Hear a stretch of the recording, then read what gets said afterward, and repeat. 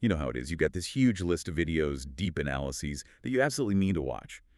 But they're long, like an hour plus sometimes. Yeah, totally. Critical stuff, too, about finance, geopolitics. But who has the time? Information overload is real. Exactly.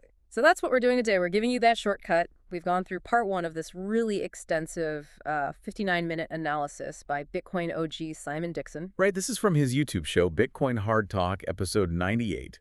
The specific one is titled, Why the Proof of Weapons Network Want Your Bitcoin and TikTok. So our mission here is simple. Give you the fast but still thorough TLDR overview of Dixon's analysis in that first part.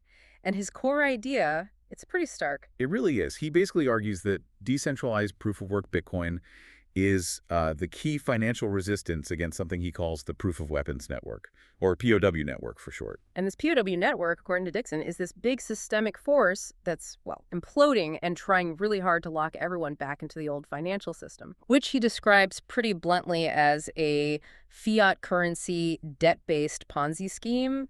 It's a total flip of how most people think about these systems. So the main goal of this POW network, as Dixon lays it out, is to get right in between you and your self-custodied Bitcoin. Mm-hmm. It's about making sure the existing power players, the big financial firms like BlackRock, stay in control. They don't want that individual autonomy that comes with holding your own keys. Okay, so before we jump into the new strategies he sees emerging, and he talks about 3 big ones coming fast because of global changes. Let's quickly cover the sort of older tools, the established weapons this network already uses. Right, the existing playbook. These are basically about securitizing Bitcoin, turning it back into a kind of traditional asset, wrapped in layers, exposed to counterparty risk. So, like what specifically? Dixon points to Bitcoin treasury stocks first. He uses this example, the Nakamoto Public Treasury Company. Apparently, it was hyped like crazy at the market peak. And now? Now the stock is down 96% from its high. Wow, 96%. That's a brutal reminder. Exactly. It highlights, as Dixon puts it, the huge risk you take when you buy these securitized things instead of just holding the actual Bitcoin yourself in your own wallet. Okay, so that's one. What's the second established tool? That would be the Bitcoin ETFs themselves. Again, it's about converting direct ownership into, well, owning a stock passively through a regulated layer. And Dixon connects this to MicroStrategy, right? Or strategy, as they're called now. Yeah, and the speculation, the constant talk that it's going to get included in the S&P 500 index eventually. Okay, hang on. Let's unpack that because it sounds technical, but the control implications sound pretty big. Yeah. How does getting into the S&P 500 make it a tool for this POW network? Well, it's all about tapping into passive money flows. See, if a strategy gets into the S&P 500, all those massive index funds, the ones run by BlackRock, Vanguard, the big players, they have to buy the stock. It's automatic. Ah, okay. Because they track the index. Precisely. So Dixon argues this forces huge amounts of passive capital into strategy. And that gives these massive asset managers, well, effective control, or at least huge influence over the company. So it kind of repurposes the company from just holding Bitcoin to being like a vehicle for institutional influence. That's exactly how Dixon frames it. He calls it an asset for the proof of weapons network, one that could potentially be, manipulated or even bought out cheaply down the line. Right. It's not about a direct attack. Yeah. But using those passive flows from everyday investors to gain control over this key gateway. That makes sense. But you mentioned Dixon sees things accelerating. Yeah, he emphasizes that with the world shifting, becoming more multipolar and these ongoing currency wars, this POW network is rolling out 3 new financial weapons and fast. Okay, let's get into those. The 3 new playbooks. What's weapon number 1? Weapon 1, Dixon calls it the BlackRock playbook. So they've gotten approval for a crypto index ETF. The key here, he explains, is that this ETF doesn't just buy Bitcoin. It buys other cryptos too. Exactly. It forces that passive money to buy a whole basket of other coins. Dixon's term is shitcoins, essentially spraying that capital across the wider crypto market, not just Bitcoin. And this is different from the Bitcoin ETFs because, the governance risk. You mentioned that earlier. Right. This is crucial. Unlike Bitcoin, which is proof of work, a lot of the other big coins in these potential index baskets use proof of stake. Okay. And proof of stake involves staking coins to validate the network. Precisely. So if BlackRock, through this passive ETF, ends up owning huge chunks of these proof of stake assets, They get the ability to stake those assets. Which gives them influence over the network's Or governance, even effective control, potentially. And Dixon points out how the regulation is actually helping this happen. Basically, anything that has a futures market on Coinbase. which Dixon calls Oh, was it? a financial weapon of mass destruction. A bit provocative, but yeah. Okay.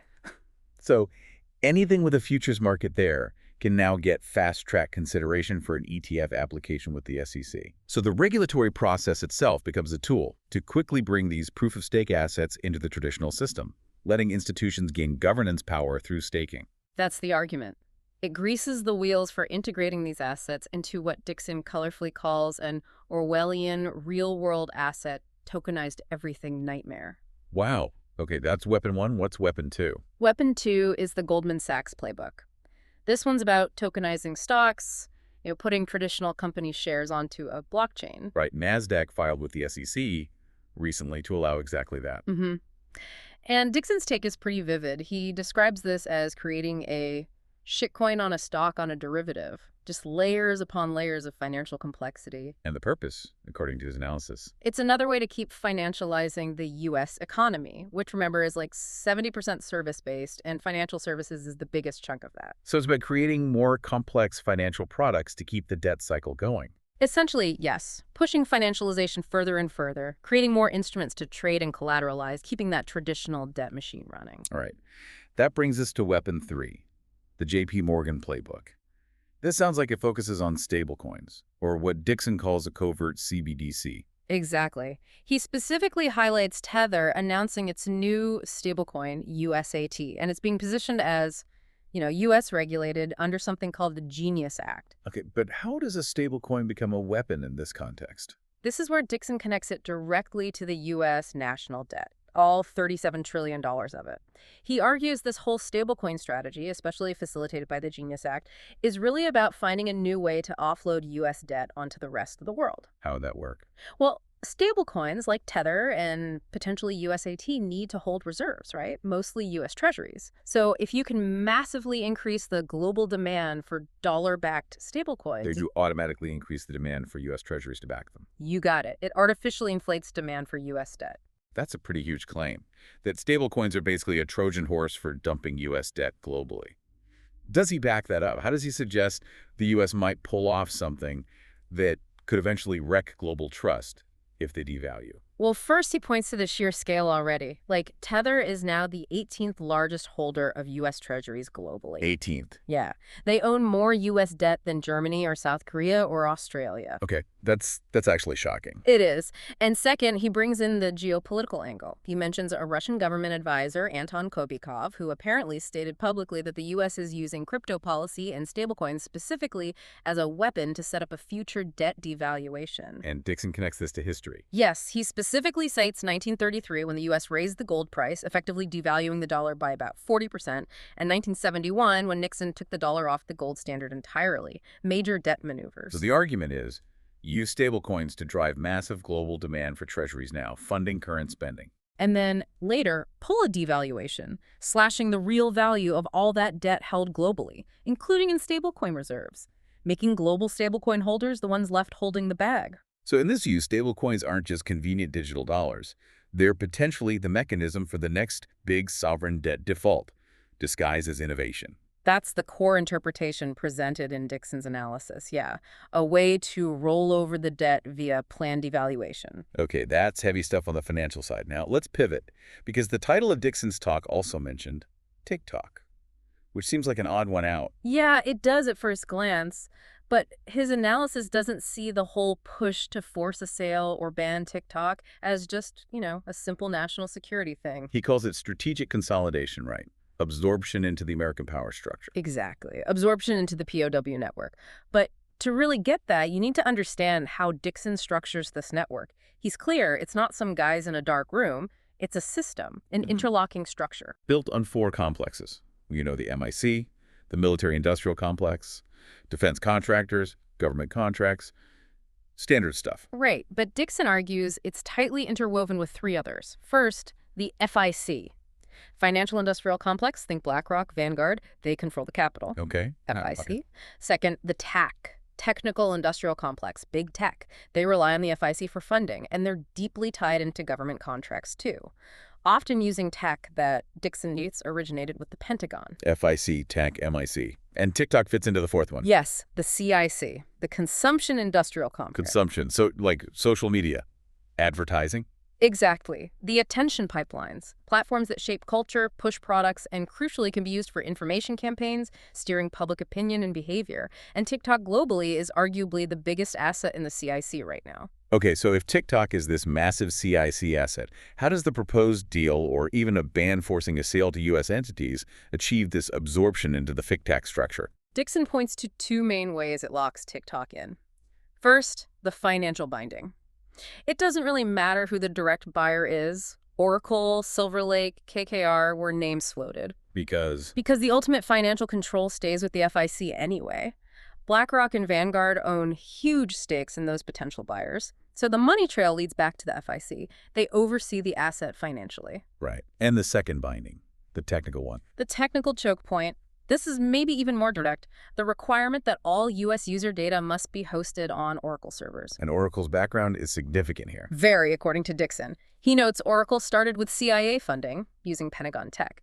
So forcing the data onto Oracle servers physically puts TikTok's entire U.S. data infrastructure, the core intelligence of the CIC asset, under the direct supervision of the U.S. technical industrial complex, the tech. So the whole move isn't really about getting rid of TikTok's influence. It's about capturing and repurposing it, aligning its cultural power and data flow with U.S. strategic interests. That's the analysis. Absorption, not elimination. And Dixon suggests this is part of an accelerating path towards something like a centralized U.S. social credit score system. How does that connect? Well, this is where all four complexes would potentially merge. Imagine combining traditional credit scores, like FICO, with the kind of mass data scraping and analysis that companies like Palantir do, often for government contracts. Hosted on centralized TAC infrastructure, like Oracle. And eventually managed or enforced using programmable money, like stablecoins or future CBDCs, centralizing control over finance, data, and behavior. It's the convergence. Integrating every transaction, every interaction, potentially, into one controllable system. Dixon paints it as the ultimate endgame of this trend towards financializing absolutely everything. Okay, so let's bring this back home. What does Dixon's whole analysis mean for you, the listener, trying to navigate all this? It sounds like he sees financialization speeding up everywhere. ETFs, tokenized stocks, stablecoins. Yeah, and creating what he calls a two-tiered Bitcoin economy. There's Bitcoin with them, the institutions wrapped up in these complex products, subject to counterparty risk, governance games. And then there's Bitcoin with us, individuals holding their own. And that leads straight to Dixon's big solution, the one he always comes back to. Self-custody. Holding your own keys. Exactly. He argues proof-of-work Bitcoin is unique. It's the only truly hard money exit that's digital, that you can actually audit yourself, and crucially, its supply is fixed. It's immune to those governance attacks, the staking pressures, the potential confiscation risks that come with the assets the POW network promotes. So the ultimate counter-strategy, in his view, isn't trying to play their game. It's to exit the fiat and securitized system completely. Reclaim that financial sovereignty. Self-custody. He presents it as basically the final line of defense against the total financialization of everything. Right. And maybe just to leave you with a final thought, something that hints at resistance on a bigger scale. Dixon makes a brief mention, almost in passing, that Kazakhstan has actually ordered the creation of a national Bitcoin strategic reserve. Yeah, like a sovereign wealth fund, but with Bitcoin. So if actual nations are starting to explore using Bitcoin strategically to preserve or regain some sovereignty in this global system, it really makes you think about the role individual self-custody could play in financial freedom, not just personally, but maybe on a much larger scale. Definitely something to mull over.